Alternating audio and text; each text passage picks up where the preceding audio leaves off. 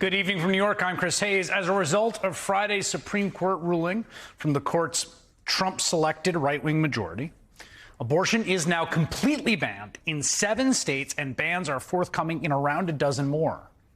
We're already hearing just heart-wrenching stories of clinics being shut down, pregnant women unable to access abortions. It's the most significant step back in terms of individual rights in recent memory. And we should be clear about one thing. The U.S. is, for better or for worse, a two-party system, and the responsibility for the end of abortion rights in this country lies entirely with one of those parties. The reason this came about is that the Republican Party has committed itself full force for the past half-century to overturning much of the broad civil rights revolution progress of the last 60 years, but specifically overturning Roe as their #1 target. Republican presidential appointees have basically controlled the Supreme Court since the Nixon administration, with the help, of course, of the Electoral College, which helps them win elections while losing the popular vote. But for decades, they were unable to attain their goal of actually overturning Roe. It was not until 1992, when the court weakened but didn't overturn the right to an abortion in Planned Parenthood versus Casey, the Republican Party and the conservative movement, evangelicals, became fully radicalized in the goal. That was the justification for the religious rights deal with Donald Trump. Trump was very obviously not a religious man. He had previously been quite outspoken about being publicly pro-choice, not to mention the many, many allegations of sexual misconduct against him. Just listen to him attempt to cite scripture at the religious university Liberty with the now infamous 2 Corinthians gaffe. I hear this is a major theme right here, but 2 Corinthians, right? 2 Corinthians 3:17, that's the whole ball game. Where the Spirit of the Lord, right? Where the Spirit of the Lord is, there is liberty. And here there is Liberty College, but Liberty University, but it is so true. You know, when you think, and that's really, is that the one? Is that the one you like? I think that's the one you like, because I loved it. Is that the one you like? It's 2 Corinthians, not 2, but none of that mattered, obviously. Evangelicals, conservative Catholics, establishment Republicans like Mitch McConnell, they all supported Trump. They all, lockstep together, stole Merrick Garland's seat on the Supreme Court. They all closed ranks behind Brett Kavanaugh after he was accused quite publicly and memorably of sexual assault. And then they forced through Amy Coney Barrett's nomination just days before a presidential election. And all of that was precisely to get us to this moment. Twice impeached Donald Trump, who lost the popular vote both times he ran, appointed 3 Supreme Court justices. He single-handedly shifted the court far enough to the right it could finally undo abortion rights in this country. So, the Republican Party is why we are here. The new Trump court made its intentions known over the past year. And if you needed another sign this was happening, I mean, a draft of the actual decision itself leaked for the first time in modern history. So no one can say they didn't know this was coming. Now the question is, for the other party, the Democrats, what are you going to do about it? What are you going to do next? Democratic Party leadership shouldn't sugarcoat it, pretend there's a magic wand they can wave to reverse this terrible decision. There isn't. But they do need to articulate a plan to fight back. And right now, I got to say, that is shockingly absent. House Speaker Nancy Pelosi's first reaction was not a detailed plan to respond to something we knew was coming. It was to read a poem, among other things. House Majority Whip Congressman James Clyburn of South Carolina called, somewhat infamously, the decision, quote, anticlimactic. Even President Joe Biden's response, which was, a national televised address, ultimately amounted to go vote, which massively undersells the immediate urgency of the current state of affairs. Let me be very clear and unambiguous.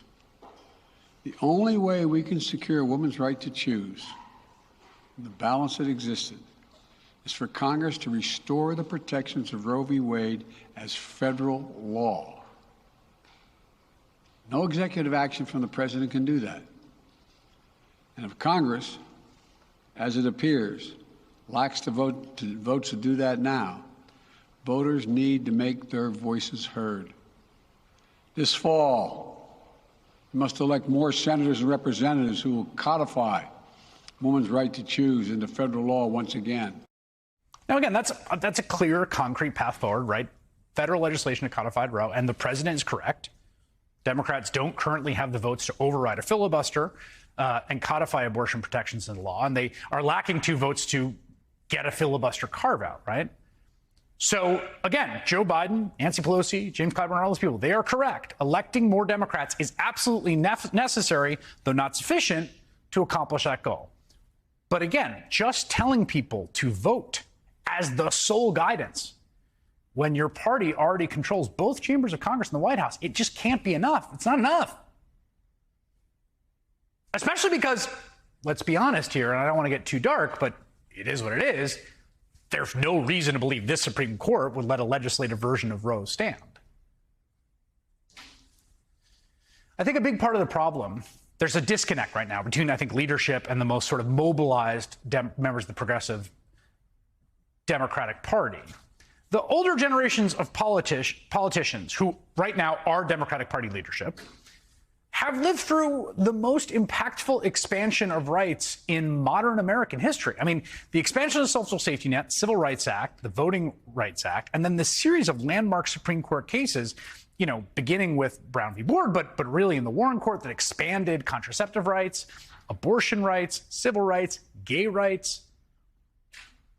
So it's not crazy that it feels like Democratic leaders kind of take these victories as the cornerstone of their civic faith. That deep in their bones, they feel that over time things improve, even when it's hard, even when things look bleak, that everything will eventually sort of work out if you trust the institutions, trust the court.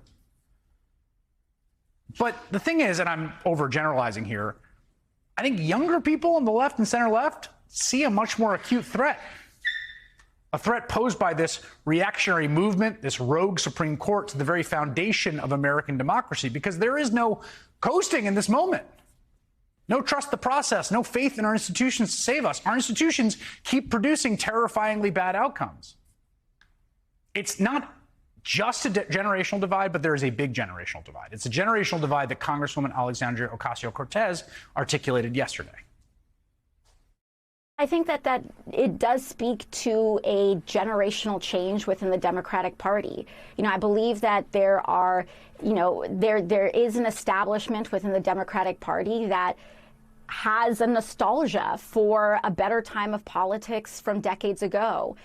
You hear this very often when you hear certain Democrats say that they wished for a strong Republican Party. But the fact of the matter is that we have a new and very different Republican Party that more people are recognizing, but frankly, the roots of which have already been there, which is a lack of respect for American institutions, a lack of respect for the law, and a deep desire to debase very, very critical underpinnings of our democracy.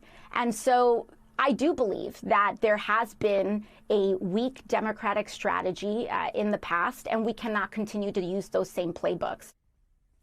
Congresswoman Ocasio-Cortez, along with others in her party, Senator Elizabeth Warren, who we had on the program last week, among a bunch of others, right, have been on the front lines of the Democratic response to this decision, channeling the outrage, demanding that this time the response must be different.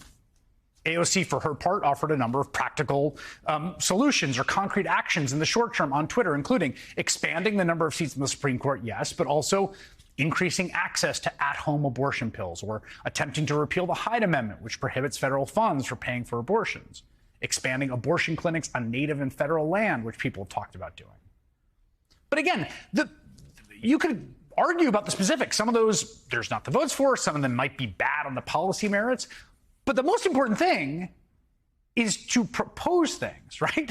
I mean, this is what Ocasio-Cortez says. Democrats need to try. And again, if there's one hope for the Democratic Party, and the Democratic Party doesn't matter as much as just the broad center-left and majority of the country, right? The one small silver lining in the aftermath of this unbelievable catastrophe, it is a catastrophe, is that the country is behind them. There are more of them than there are of the opposition. A majority of Americans, nearly 60%, oppose overturning Roe. Go up to Americans and ask them, do they think a raped 14-year-old should be forced to carry her rapist child to term, which is the law of the land and will be in more and more states? And they will tell you no by large majorities. Democrats need to harness that. They need to make sure the party that has brought that state of affairs to be, and this is not an abstraction, to be clear here. There are 14-year-olds around this country right now who will be encountering that. They exist. It's not a thought experiment. Democrats need to make the party that brought this state of affairs about to own it, to not live it down. You have the majority. You have public opinion on your side. You have the wind in your back, and you better use it to make them pay for this, for supporting this hideous decision every chance you get.